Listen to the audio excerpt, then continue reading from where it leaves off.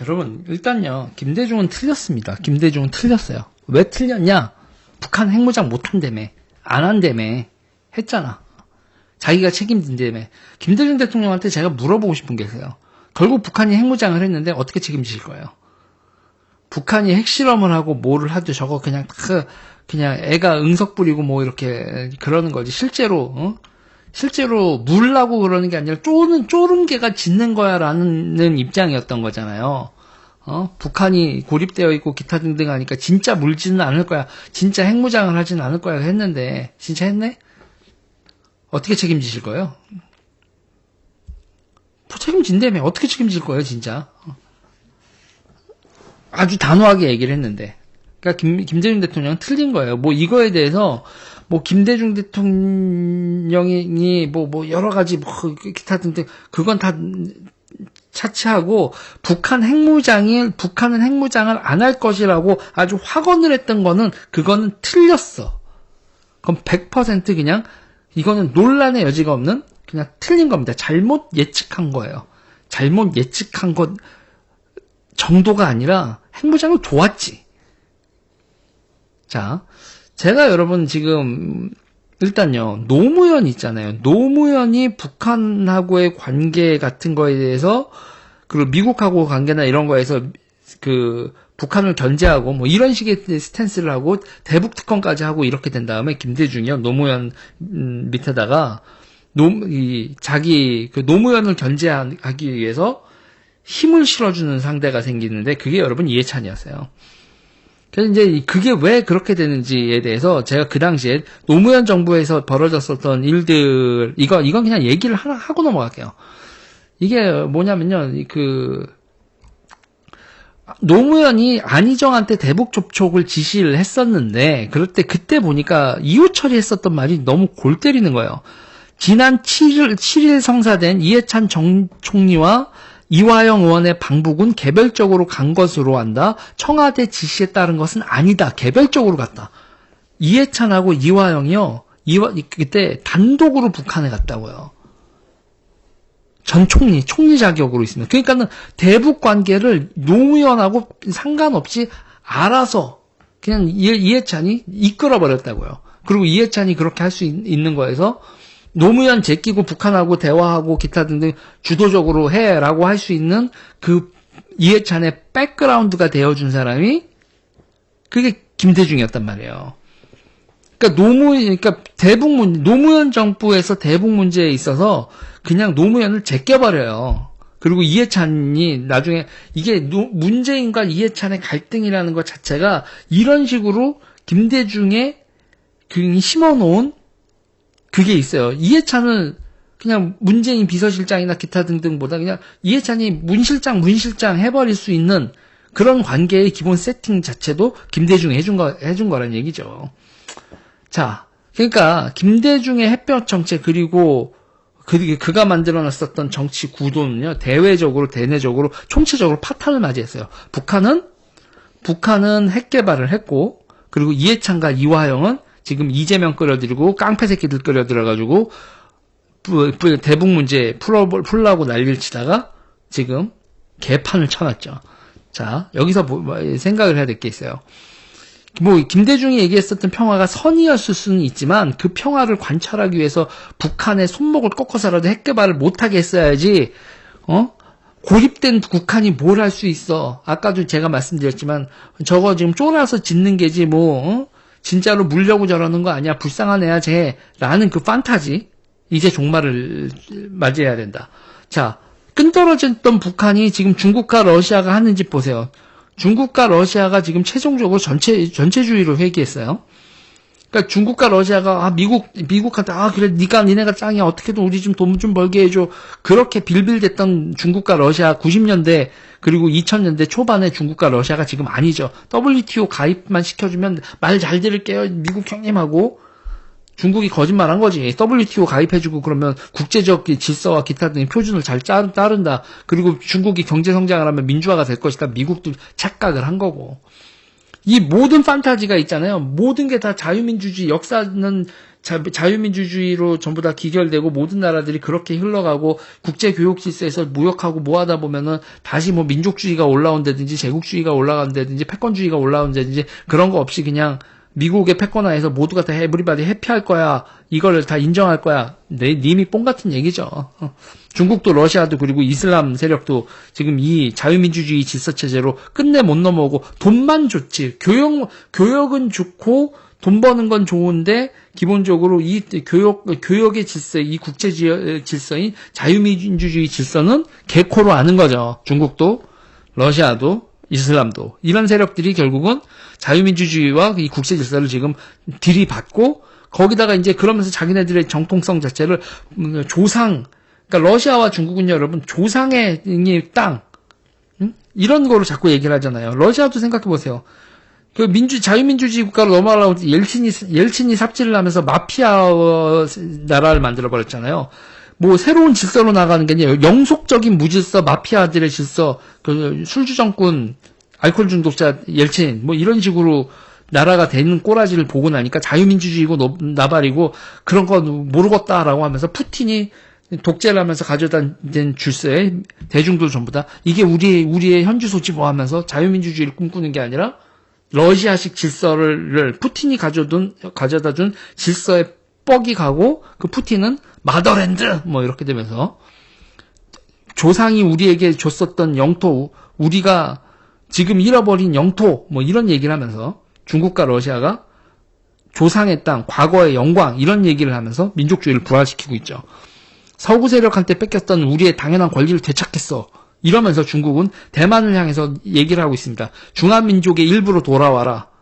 중국 공산당의 통치로 들어와라. 중국 공산당 밑으로 들어오는 게 중화민족의 일부로 사는 유일한 길이다. 이게 무슨 개떡 같은 논리인지 모르겠는데 이게 이데올로기를 여러분 완성시켜가죠. 각종 영화 만들고 뭐 장진 뭐 이런 거 장진호죠. 장진호도 이제 초신 영어로 초신인데 장진호죠. 네. 뭐 이렇게 이런 식의 그런 중국의 사명. 대만을 다시 중화민족의 일부로 가져오는 게 중국의 사명이다. 그러니까 공산당이 왜 민족을 이렇게 내세우는지 모르겠는데, 이상한 그 NLU의 사고방식이죠. 그쵸? 그러면서 이걸 대만을 중국 공산당의 치하로 가져오는 게 중화민족의 일부로 다시 복귀시키는 게 모든 걸 다 걸어야 되는 사명이다. 참, 경제발전하고 뭐하고 니들이 행복하게 사는 게 중요하지. 이 전체주의적 사명하에 개인들의 삶이 파탄이 나도 무조건 해야 된다. 이런 이데올로기를 완성되어 가고 있단 말이에요. 중국이. 그리고 거기다가 이제 얘기하는 게 구단선 얘기하면서 청나라 때, 청나라가 니네 조상 아니잖아. 청나라가 중화민족이었니? 아니, 만주족은 아니야? 그럼 몰라. 이상한 인간들이야. 뭐 청나라 때, 명나라 때 따져가면서, 거기다가 여러분, 중국이 이제 잃어버린 조상의 유산, 속에 우리도 속하잖아. 오바마한테 가가지고 그리고 트럼프한테 가가지고 중국 트럼프한테 그랬잖아요. 시진핑이 조선은 자기네 나라의 속국이었다고. 참 기가 막히고 어이가 없는 얘기입니다. 그러면서 자기네 세력과 안에 한국을 달라 이런 식으로 지금 중국의 이 미국 지도자한테 가서 얘기를 했다고요. 태평양 반띵 얘기할 때 오바마한테도 그 얘기를 했고 트럼프한테서도 조선 얘기도 하면서 대한민국은 우리 세력관 안에 있는 거 역사적으로 어쩌고 대한민국한테 물어봐. 우리나라 사람들한테 물어보라고. 님이 뽕 같은 얘기다. 그리고 지금 노골적으로 동북공정 얘기하고 역사를 운운하고 속국이란 말을 외교 무대에서 해버리잖아요. 우리 없을 때 딴 나라들 특히 미국 정상하고 영토 자주권 그 어느 것도 있잖아요. 우리의 영토와 자주권 어느 것도 존중할 마음이 없어요. 서해바다에서 자기네들 여기까지 하고 서해 선 긋는 거 중간이 아니라 자기네들 인구도 많고 땅덩이가 크니까 자기네들이 더 서해를 많이 차지하겠어. 이런 식으로 나오고 있잖아요. 그러니까 우리가 그들의 굴기에 맞서야 돼요. 그러니까 여러분 우리의 자주와의 삶의 방식을 지키기 위해서 그들에게 맞서야 되고요. 김대중 독토린이 파탄난 거를 봐야 된다고요. 햇볕 정책이라는 그 김대중 독토린이 파탄난 자리에 누군가가 또 다른 독토린을 선언해야 되는데 자주국 대한민국을 수단과 방법을 가리지 않고 우리의 주권을 지킬 것이고 저항할 것임을 분명히 얘기를 해야 돼요. 그리고 이제 우리가 뭐 전술핵 배치도 지금 우리 땅에 가져오는 뭐 그런 식이 되는 게 아니다. 뭐 이렇게 얘기를 하는데 이건 여러분 어떤 전술핵 배치의 방법이 있냐면 우리 땅에 가져오는 게 아니라 다자 있잖아요.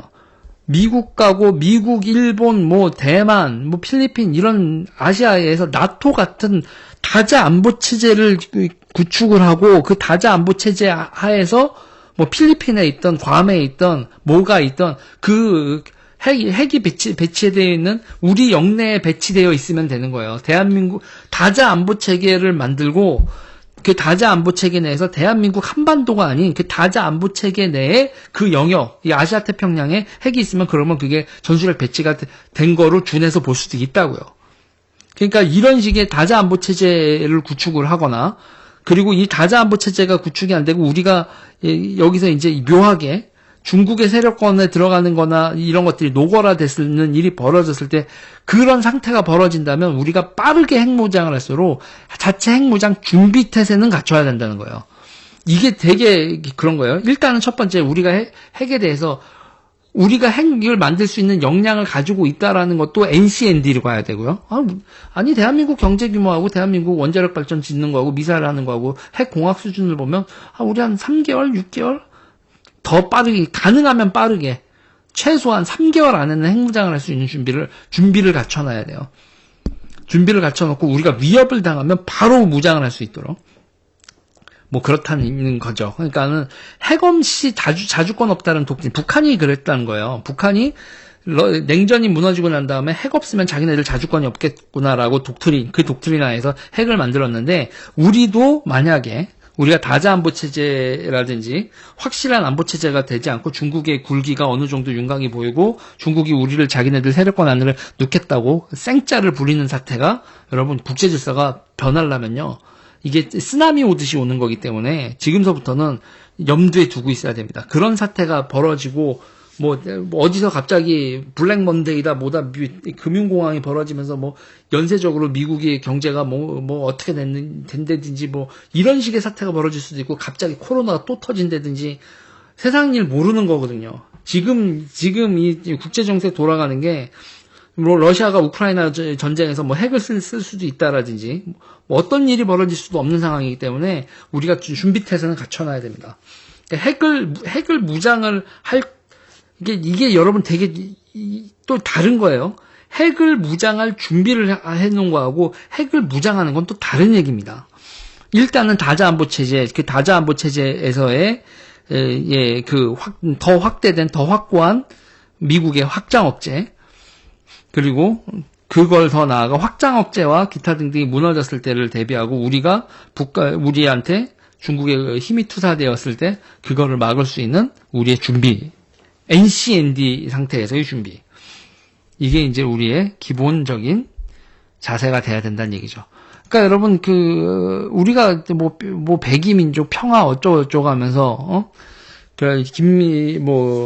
김대중 독트린 평화 독트린 이런 얘기만 하는데 우리가 뭐 중국을 향해서 뭐라고 어쩌고저쩌고 하는 건 우리가 또 그러면 문제가 있으니까 분명하게 얘기를 해야 돼요. 대한민국은 지금 이 상황에서 북한의 핵과 기타 등등 이런 여러 가지 상태에서 이런 얘기를 할 수 있죠. 다자 안보 체계와 우리의 안보를 더 확고히 할 수 있는 영내의 새로운 질서 적극적으로 이끌겠다 정도에 참여하고 이끌겠다 이런 메시지 정도는 나오는 게 맞지 않냐 뭐 이런 생각을 하게 되는 요즘입니다. 일단 김대중은 틀렸어요. 김대중은 틀렸고 햇빛 정책도 틀렸고 최종적으로 역사의 결과가 김대중이 말했던 그런 세계는 오지도 않았고 김대중의 정책으로 인해서 대한민국 그리고 미래는 대단히 암울해졌다. 북한이 핵을 가지고 그리고 중국이 굴기를 하면서 우리를 위협하는 이런 세상이 왔다. 책임진다고 북한이 핵무장을 하면 책임진다고 했던 김대중은 책임질 길도 없다. 자, 김대중 지지자들 그리고 민주당 당신들도 좀 생각을 해야 될 거야. 무조건 뭐 어쩌고저쩌고 하지 말고